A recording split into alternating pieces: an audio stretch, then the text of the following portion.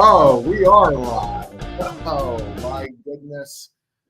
Good morning, everybody. Today is Friday, December 15th. How's everyone doing? Oh, my God. Technical difficulties everywhere. Jeez. Yes. This is not great. Get back Okay. on that screen. Actually, your screen looks better, Tom. Leave it that way. We can hear you. Okay. I'll hold it then. I'll hold it right here. That's perfect. Anthony, how are you today? I'm good, man. I'm good. Good morning. Man, we are getting loose today on this Friday. Christmas party galore in our universe today. Oh my God. I told him not to touch it. Now we lost Tom. It's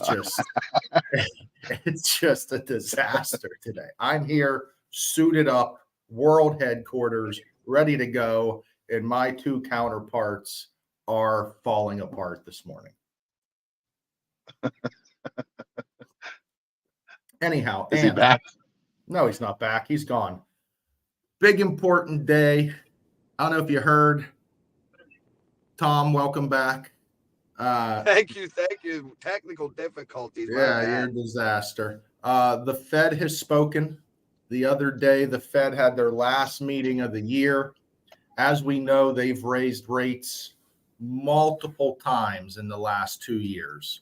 When the Fed raises rates, it substantially raises all the other rates across the board because the federal government is making it more expensive to borrow money. The Fed has now said, I think we're good, right? I don't think we're going to raise anymore. And in 2024, they expect to lower at least a few times. Now, I don't think this is obviously great news. I don't think we're going back to the 3-4% range. I think we're going to stay in the 5s or 6s, and it's not going to drop overnight. But overall, I think we can take a breath. We got through all these rate hikes, hopefully, and we can have some positive news because it's been 2 years of negative news.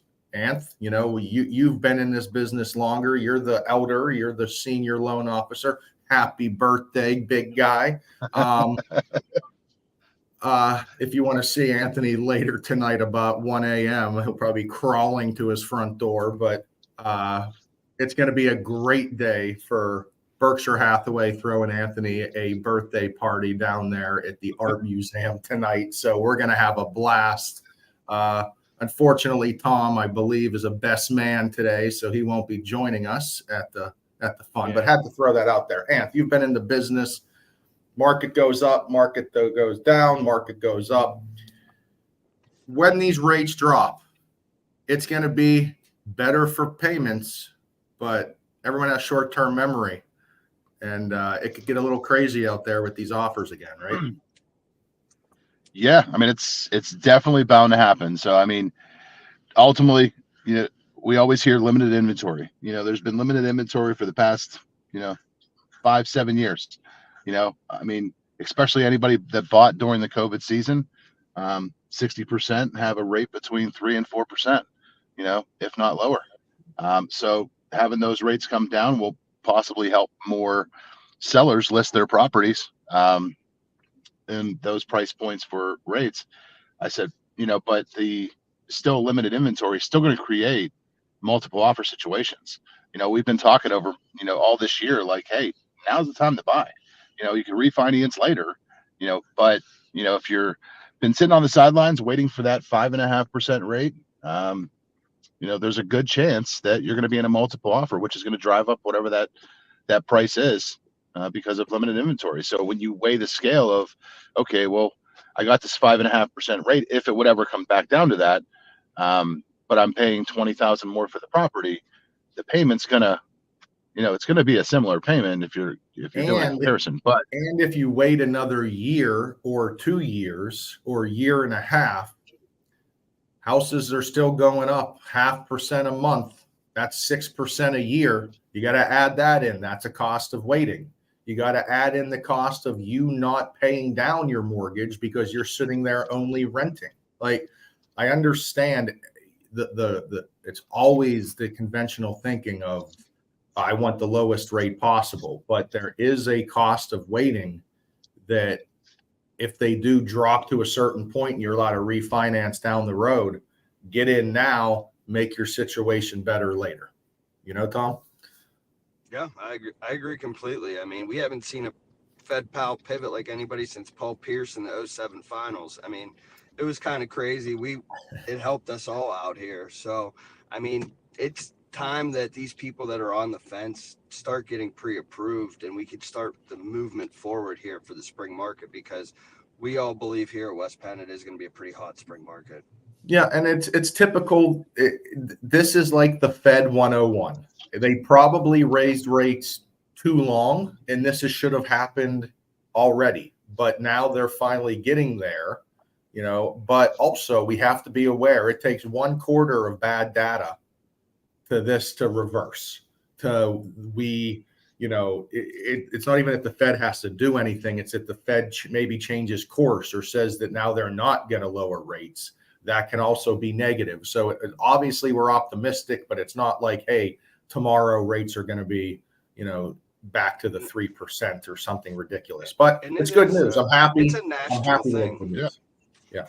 It's not just a national thing. It's an international thing too with the rates. So, I mean, you do have to watch these world events that are occurring and things that keep happening. So this is going to make them volatile a little bit. But again, as negative things happen in the world, it's usually positive for rates. So I'm just happy for the U.S. economy. I know it's so expensive for everything today. So if the Fed starts lower, and it will ease the tension of everyone, because I feel like everyone you talk to, I don't care if they make $1,000 a month or $1 million a month, there's a squeeze everyone feels the last 18 months because everything is just so much more expensive. I mean, it's crazy. Like, I feel like we always talked about it, like, oh, the grocery store is more expensive, ha ha ha. But like, I mean, it literally is crazy right now.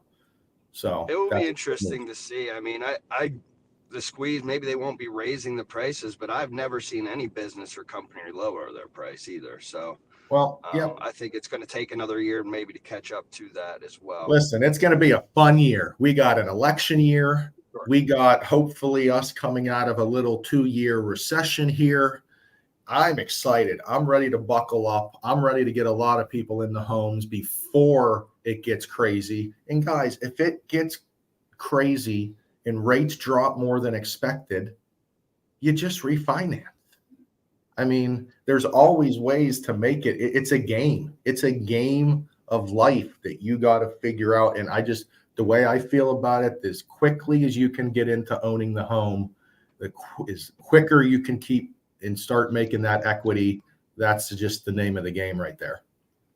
No, yeah. And I mean, I don't know if you guys have been seeing it on your end, but for me, even since the rates have dropped these past 2 weeks, the flurry of new buyers is crazy. Yeah. I mean, we're doing a ton of pre-approvals where they were almost down to nothing when the rates did go up to 7.75. So these national people are telling you the correct things. There are going to be a ton more buyers as these rates as they drop, and the competition will be greater.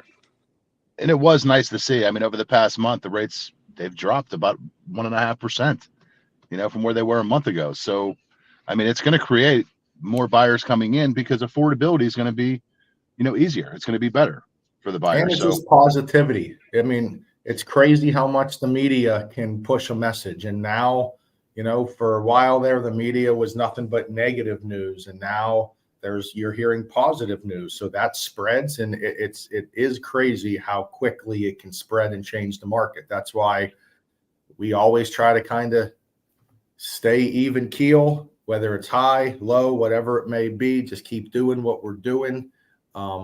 And get through the rough times, and hopefully have some better times here in 2024. But if you have any buyers out there that are still having no idea where rates are, what they could qualify for, I mean, we have rates for our first-time home buyer state bond program through the great PHFA. I mean, they're down in the high fives.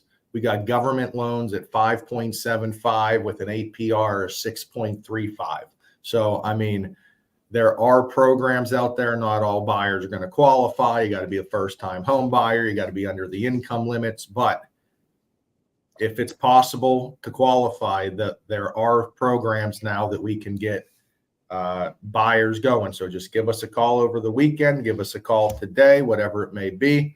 I don't think Tom's going to be all that much available as he's holding the ring all day, probably. We got our team in place to handle any of your pre-approval calls. All right, Anthony, I need you to Yes, sir. I need you to clip that that he said that he and his team right there for Mhm. future reference. Yep. Yep.